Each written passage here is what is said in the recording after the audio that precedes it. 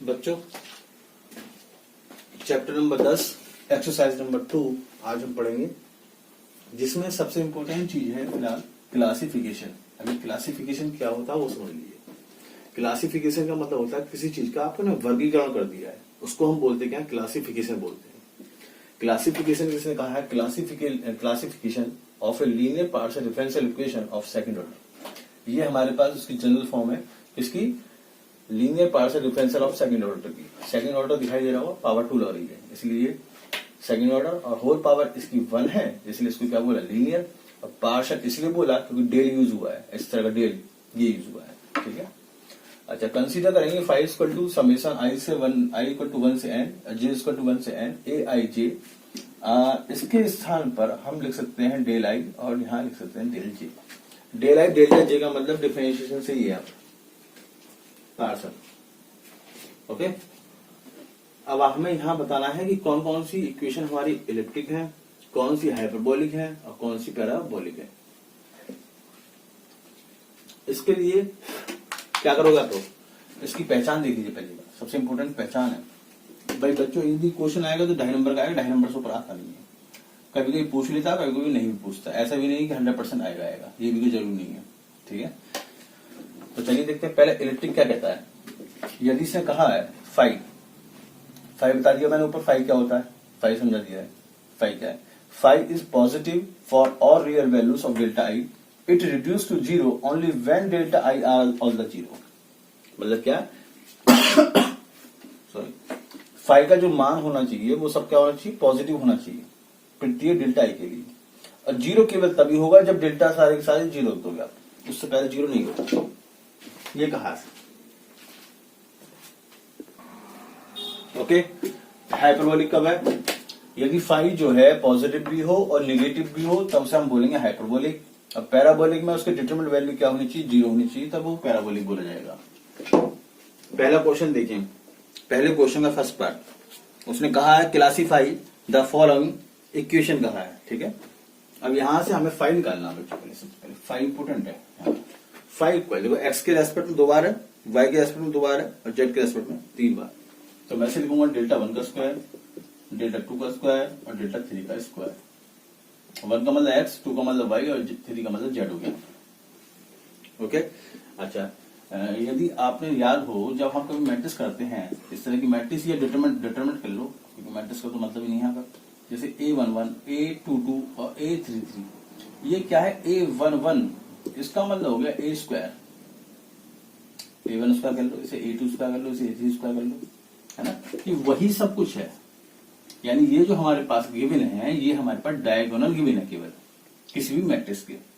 तो मैं इसको क्या लिख सकता हूं, मैं इसको लिख सकता हूं A11 बराबर 1, ऐसे ही A22 और ऐसे ही A33 की वैल्यू जो उसकी, बाकी सब अदर देन सब क्या हो 0 हो जाएंगी। कुछ है ही नहीं तो 0 माने जाएंगे। जैसे A21 0 है, A12 0 है, A13 0 है, एंड सो ऑन 0 से। फिलहाल इससे मेरा भी कोई लेना देना है नहीं, जो मैं आपको बता रहा हूं वैसे समझा रहा हूं केवल, इससे कोई लेना देना नहीं। मेरा मतलब 5 से है। 5 की डेफिनेशन अब यहां लगी यूज करके कौन सी बेस्ट है, ठीक है। हाइपरबोलिक नहीं हो सकता, हाइपरबोलिक से नहीं हो सकता कि 5 क्या होना चाहिए, पॉजिटिव निगेटिव होना चाहिए, लेकिन 5 यहाँ पर क्या आ रहा है, केवल पॉजिटिव पॉजिटिव आ रहा है, तो हाइपरबोलिक नहीं हो सकता। पैराबोलिक नहीं हो सकता क्योंकि बाकी सब वैल्यू 1 आ रही है, 0 तो उसकी वैल्यू आ नहीं सकती इस मैट्रिक्स की, ठीक है। अब इलिप्टिक क्यों है? अब इलिप्टिक देखो, 5 is positive for all the real values of delta आई। आप डेल्टा की वैल्यू कुछ भी रख दो, डेल्टा के स्थान पर कुछ भी रख दीजिए, होल स्क्वायर लग रहा है तो सब वैल्यू कैसी आएंगी, प्लस के आएंगी। तो पहली कंडीशन सेटिस्फाई होगी, 5 is positive for all real values. It reduce to 0 only delta आई बराबर 0। इस 5 का मान 0 कब होगा, जब डेल्टा 1, डेल्टा 2, डेल्टा 3 का मान 0 होगा, तब 5 का मान 0 होगा। तो यही बात इसमें कहा है कि ये 0 केवल तभी हो सकता है जब डेल्टा सारे सारे क्या हो, 0 हो। वही चीज आप लिख देंगे इसमें, it reduce to 0 only when delta आई बराबर क्या, 0। सो गिवन इक्वेशन इज क्या होगी, इलिप्टिक होगी। ये इक्वेशन हमारी क्या होगी, इलिप्टिक। बस इतना करना है इसमें।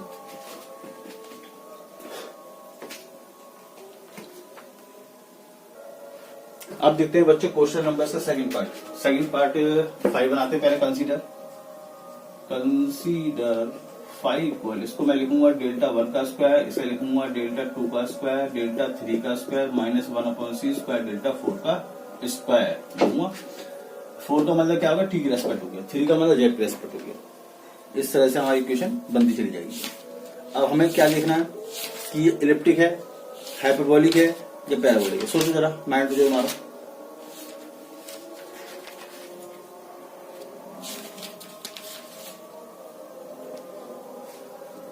देखिए, ये पॉजिटिव भी है और ये नेगेटिव भी है, तो आपकी दूसरी कंडीशन सेटिस्फाई है। 5 can both positive and negative. आप लिखेंगे 5 कैन हैव पॉजिटिव और negative. So given equation is hyperbolic. Simple सा काम करना है।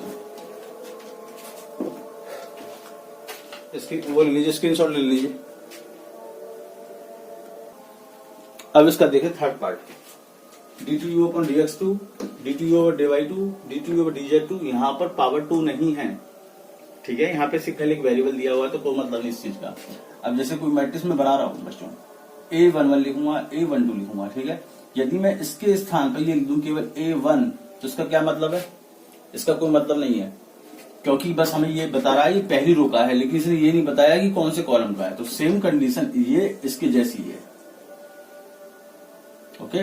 तो इसका ये मीनिंगलेस है फिलहाल आपके सामने। तो यहां पर a11 का मान कितना हो गया, 1 हो गया, a22 का मान 1 हो गया, और a33 का मान कितना हो गया, 1 हो गया, इनके अकॉर्डिंग। बाकी सब क्या माने जाएंगे, 0 माने जाएंगे। अब निकालो डेल्टा, रख दो वैल्यू 1 1 1, चौथी क्या है, 0 है ही नहीं, क्योंकि 4 वेरिएबल है x y z t, इसे मैंने 4 की बनाई है। बाकी भैया भर दो 0, भर दिया।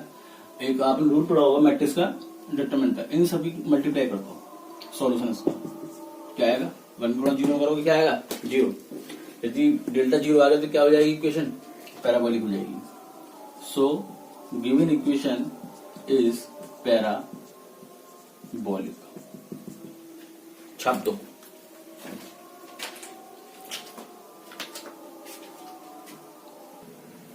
अब बच्चों का जरा सेकंड मेथड और समझ लो। अब डिफरेंशियल इक्वेशन चेंज हो रही है हमारी, इसलिए अब अलग मेथड लगेगा।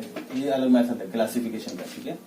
अब आपके सामने इस तरह की कोई भी इक्वेशन आ जाए कि ए बी सी, यहाँ कोई फंक्शन अलग तरह का हो जाए, तो 5 बराबर क्या लेट कर लेना तुम्हें, ए इसके सामने डेल्टा 1 स्क्वायर, बी ये डेल्टा 1 डेल्टा 2 हो गया, सी ये होगी डेल्टा 2 का स्क्वायर। एलिप्टिक होगा जब B square minus 4ac less than 0 हो, हाइपरबोलिक ग्रेटर देन 0 हो, और पैराबोलिक इक्वल 0 हो। तो क्वेश्चन नंबर 2 में हमसे जो कहा गया, उसने कहा find the where the function following operator is hyperbolic, parabolic या एलिप्टिक।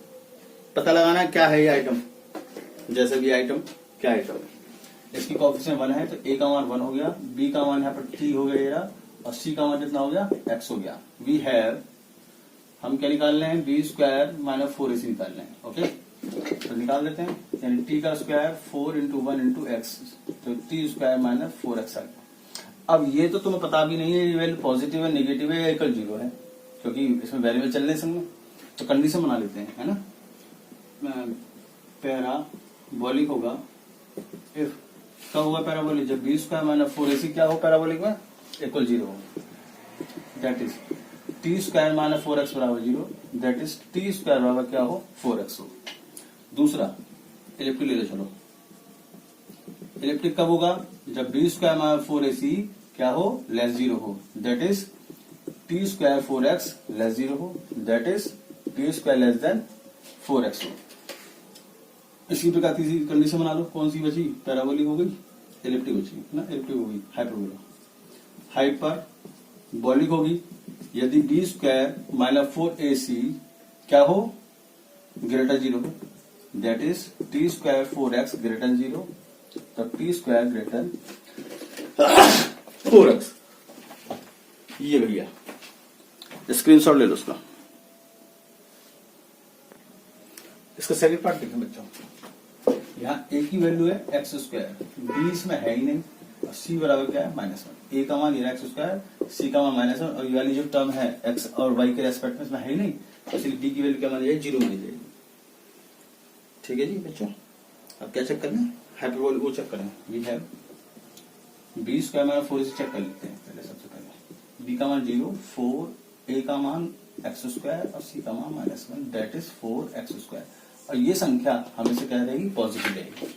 एक्स की पावर 2 है तो इसलिए हमेशा वैल्यू क्या रहेगी, पॉजिटिव रहेगी। आप लगा दीजिए ग्रेटर देन 0। ओके, तो ग्रेटर देन 0 किस में आया, हाइपरबोलिक में आया। सो गिवन इक्वेशन इज क्या, hyperbolic, hyperbolic if x greater than 0। ये तो आया बात बनकर बच्चों।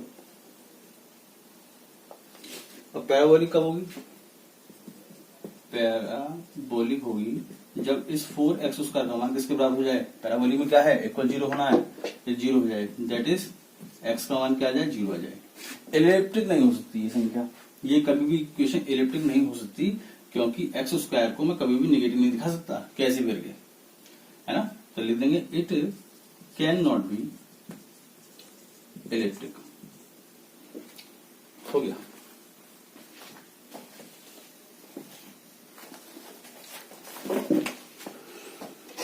ये देख लीजिए क्वेश्चन नंबर 3 देख लीजिए।